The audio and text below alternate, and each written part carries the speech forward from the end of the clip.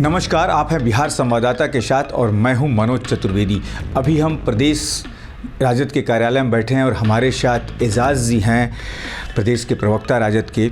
राहुल गांधी की सदस्यता ख़त्म कर दी गई है क्योंकि 2 साल उनको सज़ा हो गई है और उस सीट से चुनाव आयोग तैयारी में जुट गया है उपचुनाव कराने की।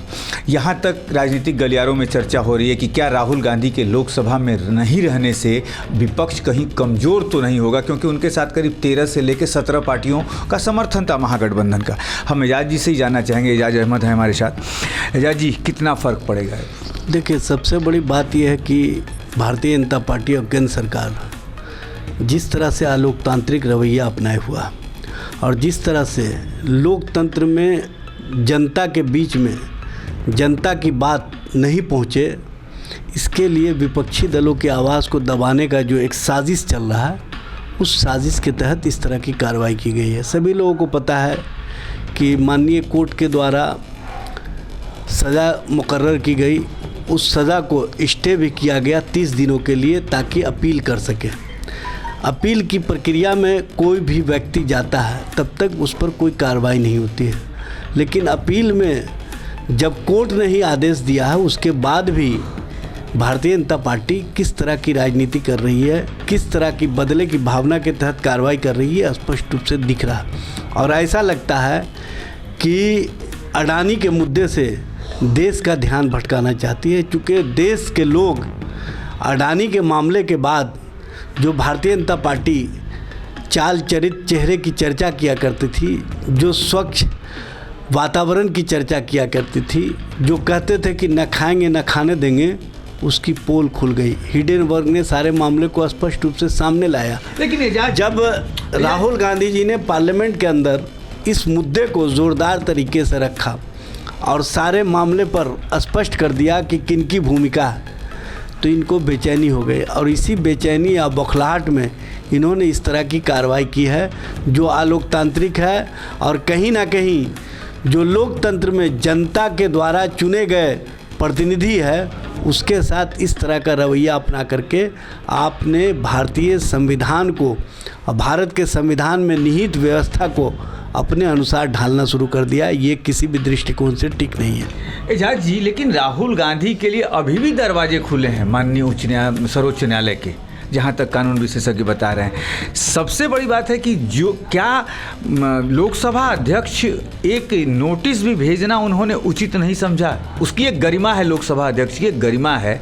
क्या एक नोटिस भेजते कि आपके ऊपर कोर्ट का ऐसा निर्णय आया है आप? और ये इधर आप देख रहे होंगे लोकसभा अध्यक्ष या उत्तर प्रदेश विधानसभा अध्यक्ष जिस तरह की कार्रवाई और प्रक्रिया अपना रहे हैं, ये स्पष्ट करता है कि कहीं ना कहीं भारत का जो संवैधानिक व्यवस्था है उसको भारतीय जनता पार्टी अपने हिसाब से ढाल करके अपने अनुरूप अपने लोगों को किस तरह से प्रतिस्थापित किया जाए उसके लिए कार्य कर रही है। आज़म खान के मामले में आपने देखा होगा, उत्तर प्रदेश विधानसभा अध्यक्ष ने आनन फानन में फैसला लिया।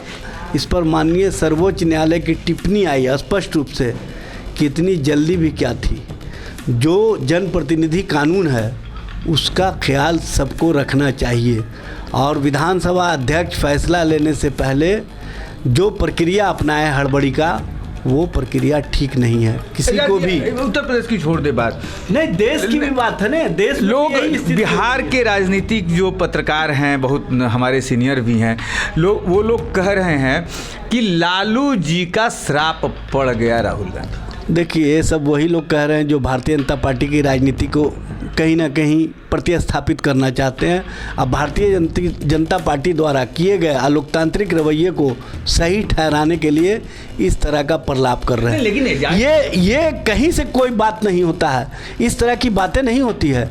बात स्पष्ट है, जो प्रक्रिया अपनाई गई आनन फानन की, अपील में जो मामला है उस पर आपने त्वरित कार्रवाई किस लिए किया, इससे ही समझ में आता है कि आपको राहुल गांधी और विपक्ष से डर है और आप विपक्ष के आवाज़ को बंद कराने के लिए राहुल गांधी को कहीं ना कहीं इस्तेमाल किया है अपने राजनीतिक मोहरे के तौर पर।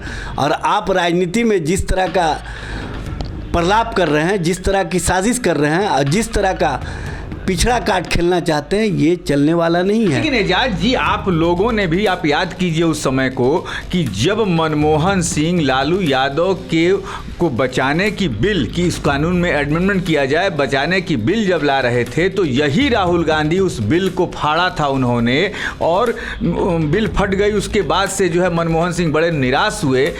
उसके बाद जो है राजद भी राहुल गांधी मुर्दाबाद से लेकर सड़कों पर उतरी थी। इस पर आपका क्या कहना है कि क्या राहुल गांधी की उस गलती के कारण ही लालू यादव जी को इतने दिन जेलों में रहना पड़ा? देखिए, ऐसी कोई बात नहीं है।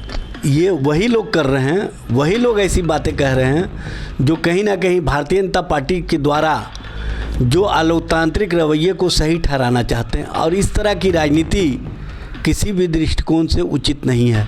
लालू जी के परिवार को किस तरह से भारतीय जनता पार्टी इन एजेंसियों के माध्यम से प्रताड़ित कर रही है, ये सब लोग देख रहे हैं। जो लोग भी भारतीय जनता पार्टी या केंद्र सरकार के सामने नतमस्तक हो जाता है, उनकी सारी प्रक्रिया रोक दी जाती है। चाहे हेमंत विश्व शर्मा का मामला हो, चाहे नारायण राणे का मामला हो, चाहे बंधु अधिकारी का मामला हो, इस तरह के मामले स्पष्ट रूप से बताते हैं कि भारतीय जनता पार्टी अपने वॉशिंग मशीन में जिनको भी ले आती है वो स्वच्छ हो जाते हैं।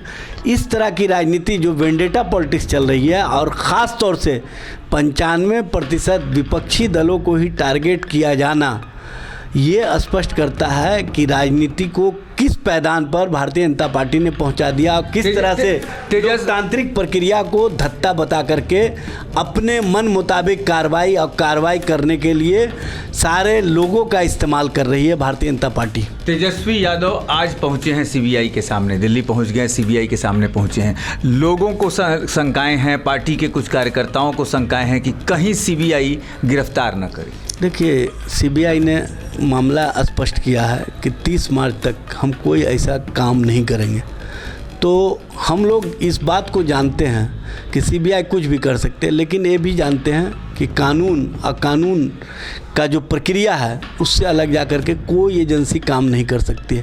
और इन एजेंसी को भी पता है कि हमने जब दिल्ली हाई कोर्ट में स्पष्ट कर दिया है तो इस तरह का कोई मामला नहीं होगा। लेकिन एक बात स्पष्ट है, जो तेजस्वी जी ने आज कहा कि मैं झुकना पसंद नहीं करूंगा, मैं टूटना पसंद नहीं करूंगा, मैं लड़ना पसंद करूंगा।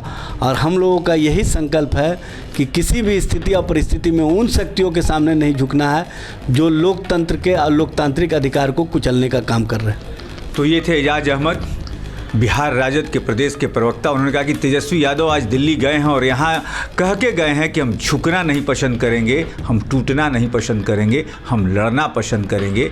और अब ये देखना होगा कि सीबीआई, क्योंकि सीबीआई ने न्यायालय को बताया कि हम 30 मार्च तक कोई ऐसा काम नहीं करेंगे, तेजस्वी यादव को अरेस्ट नहीं करेंगे, तो शायद सीबीआई अरेस्ट नहीं करेगी उनको। लेकिन किस कड़ाई से पूछताछ होती है जब दिल्ली में सीबीआई के दफ्तर से तेजस्वी यादव बाहर निकलेंगे, हम वो भी तस्वीरें आपके सामने लेकर आएंगे। लेकिन आप बने रहिए बिहार संवाददाता के साथ।